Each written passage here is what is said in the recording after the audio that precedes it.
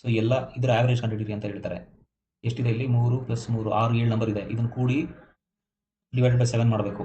So time consuming ಆಗುತ್ತೆ. Averages ನನಗೆ ಗೊತ್ತು ಈಸಿ ಅಂತ ಅಂದ್ಬಿಟ್ಟು ಮಾಡೋಕ್ಕೆ ಹೋದರೆ ಟೈಮ್ ಕನ್ಸ್ಯೂಮ್ ಆಗುತ್ತೆ. ಇಲ್ಲೊಂದು ಟ್ರಿಕ್ ಇದೆ.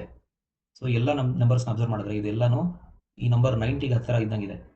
ಸೊ 90 ಅಂತ ಆವರೇಜ್ ತಗೋತೀನಿ ನಾನೀಗ.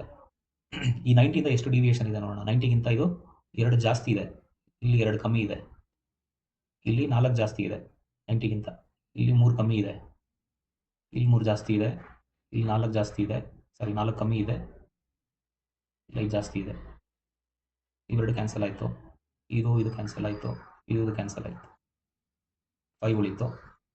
ಸೊ 90 ಅಂತ ತಗೊಂಡಾಗ ಆ್ಯಾವ್ರೇಜು 5 ಉಳಿದಿದೆ. ಈ 5ನ ಈ 7 ಮೆಂಬರ್ಸ್ಗೂ ಹಂಚಬೇಕು. 7 ಅಲ್ವಾ, 1 2 3 4 5 6 7. ಸೊ ಇಲ್ಲಿ 5/7 ಅಂದರೆ ನಾನು 5/7 ಈ ನಂಬರ್ನ ಮಲ್ಟಿಪ್ಲೈ 10 ಇಲ್ಲೂ ಮಲ್ಟಿಪ್ಲೈ 10 ಮಾಡ್ಕೋತೀನಿ. ಈಸಿ ಸೊಲ್ಯೂಷನ್ಗೆ 5 10s 50, 50 divide by 7 into 10. 5 7 1s 7 7s 49, 1 ಉಳಿಯುತ್ತೆ, 0.20, 7 1s 7, ಮತ್ತು 3 ಉಳಿಯುತ್ತೆ, 7 4s 28. ಸೊ ಇಲ್ಲಿ 10 ಇರೋದ್ರಿಂದ ಈ ಪಾಯಿಂಟ್ ಒಂದು ಈ ಕಡೆ ಶಿಫ್ಟ್ ಆಗುತ್ತೆ. ಸೊ 0.714 ಅಂತ ಬರುತ್ತೆ. ಈ 0.714 ಇದಕ್ಕೆ ಕೂಡಬೇಕು.